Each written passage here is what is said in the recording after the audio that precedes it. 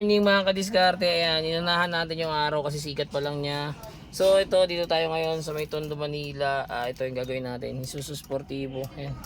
Siraan na kasi ito, so tara, palitan natin siya. Mamimili si Bossing kung 7 inches or 9 inches yung kakabit niya dito. Okay, tara, let's go! Yung pagbaklas nito, ayan, yung mga tornilyo kailangan nyo lang tanggalin. Ayan. 2,000 years later.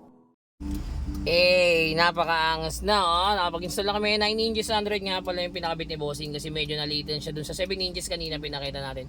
Ngayon, naisipan ni Bossing 9 inches Android na. Ayan. Sa mga gusto po mag-avail, drop message lang, direct message lang for better and faster transaction. Don't forget to like and follow na rin. Salamat. Tapos ito nga pala, kasama pa rin sa package natin yung reverse camera. Ayan. Kitang-kita nyo yung pinaka reserve tire ni Bossing. Ayan. So hindi na niya kailangan bumaba para matignan yung gulong. Ayan, kita na yan.